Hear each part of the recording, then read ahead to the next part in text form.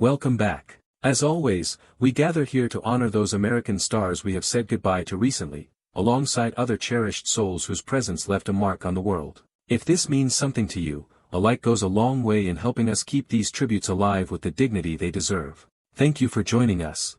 Let's honor their memory together. There's a particular stillness that settles in when you hear news like this. No fanfare, no drama. Just quiet. Brad Arnold, 47 years old. The man whose voice carried 3 doors down through a generation. Gone. Word came through in the understated way it tends to these days. A brief statement, a few sentences from the people closest to him.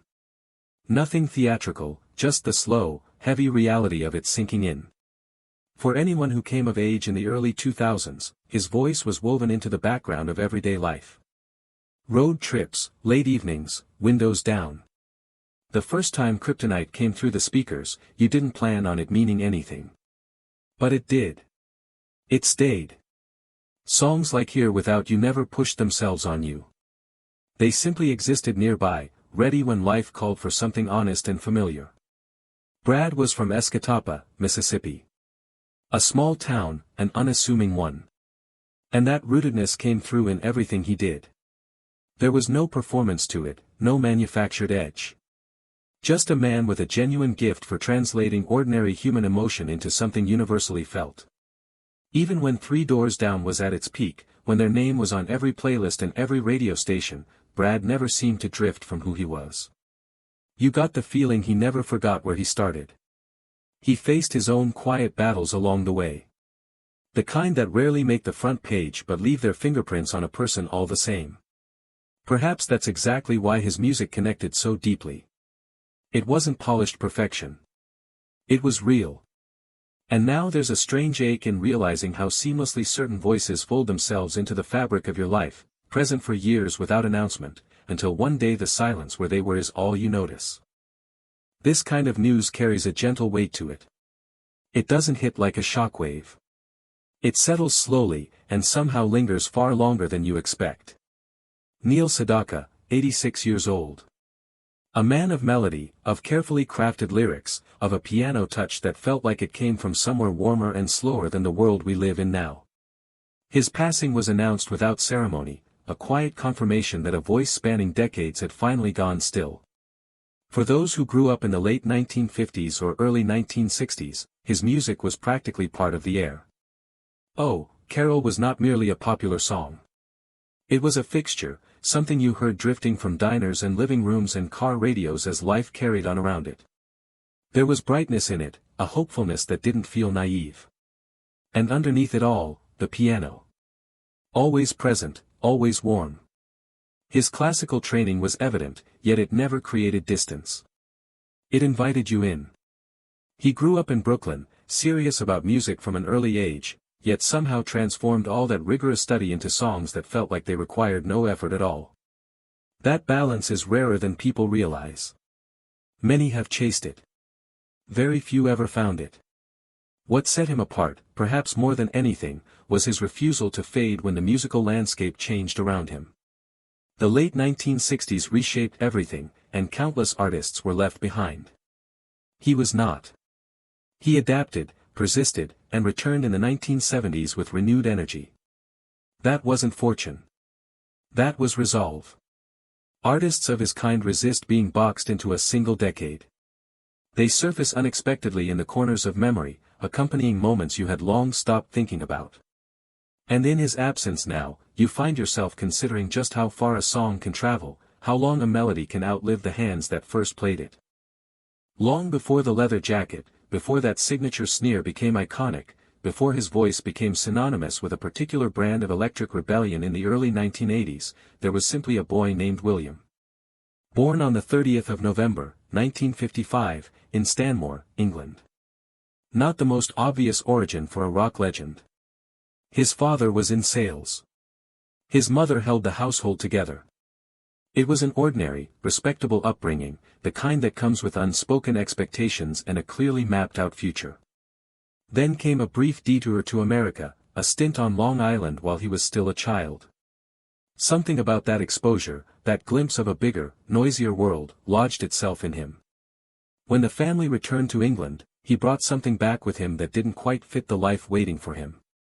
He never quite found his footing, not in school, not in the version of himself that others seemed to expect.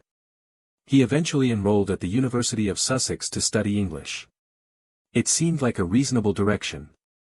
A structured life, perhaps academia. He lasted a single year. Underneath the surface there was a restlessness he couldn't reason away, a quiet but persistent rejection of a path he hadn't chosen. He wasn't consumed by rage at that point, more adrift, observing a life that felt like it belonged to someone else. Then the mid-1970s arrived, and with them, London in all its raw, unfiltered energy. Punk music wasn't simply a genre. It was a declaration. And William was ready to answer it. He shed his name along with everything it represented and became Billy Idol, a name that felt deliberate, almost confrontational, the name of someone who had made a decision and wasn't asking for permission. The London of the late 1970s didn't cater to comfort. It was abrasive, uncertain, and crackling with something uncontainable. Billy found his footing in it immediately. He joined Generation X, not the era's most celebrated band, but a vehicle through which something compelling began to emerge. The way he commanded a stage, the stillness in his eyes, the physicality of his presence. Songs like Ready Steady Go and Dancing with Myself started reaching beyond the intimate venues and into something larger. But he sensed there was more territory to claim. So he crossed the Atlantic once more, this time with full intention. New York in the early 1980s proved to be the right place at the right moment. He found Steve Stevens, and the music took on a new dimension. The guitars became sharper, the sound more structured, still rooted in rebellion but with a polish that opened doors to wider audiences. What followed was a string of songs that embedded themselves permanently into popular culture. White Wedding. Rebel Yell. Eyes Without a Face. These weren't simply radio hits. They became reference points, cultural markers. On MTV, Billy's image, the platinum hair, the leather, the half-smile that dared you to look away, became as recognizable as the music itself. He was no longer just a performer. He was a presence. Yet beneath the bravado, something was straining. Fame at that intensity has a way of magnifying everything internal, the doubts alongside the confidence, the vulnerabilities alongside the swagger. By the mid-1980s, the pace of his life had become unsustainable. The nights bled into mornings with increasing regularity. The boundary between the performance and the person became harder to locate. He began relying on substances to manage what the spotlight could not, and the cracks, subtle at first, began to show. Certain interviews carried a slightly unstable energy. Certain performances felt unmoored. Then 1990 arrived with a moment that forced everything to stop. A late-night motorcycle ride through Los Angeles. A stop sign ignored. A collision that shattered his leg so severely that amputation was discussed as a real possibility. A steel rod was inserted to salvage it. The tours stopped. The momentum evaporated. Even the simple act of walking was no longer guaranteed. He spoke about that period later with a plainness that carried more weight than any dramatized account could. He had been outrunning something. He had believed, the way people sometimes do at the height of their power, that consequences applied to others. They didn't. The recovery was neither fast nor straightforward. There was physical pain that endured, and alongside it, a quieter and more difficult reckoning. Who was he when the noise was gone? What remained when the stage lights went dark and the crowds weren't there? Those questions didn't resolve quickly. He returned eventually, but changed in ways that weren't immediately visible. The edge was still there. So was the voice. But something had settled in him that hadn't been there before. The 1990s brought mixed results. Cyberpunk, his 1993 release, landed awkwardly, either misunderstood or simply out of step with where audiences were at the time. It didn't recapture lost ground. And there is a particular kind of solitude in having once been everywhere and finding yourself suddenly nowhere in particular. But he didn't vanish. That persistence is the part that often gets overlooked. He stayed present, kept performing, kept returning to stages regardless of their size. In 2005, his induction into the Hollywood Rock Walk offered a moment of formal recognition, an acknowledgement that his contribution had not been forgotten. Gradually, audiences circled back. He began speaking candidly about sobriety, about the cost of certain choices, about what it meant to survive a version of yourself that was determined to self-destruct. There was nothing rehearsed in it. Just honesty from someone who had traveled far enough down a difficult road to know exactly where it led. He still performs today.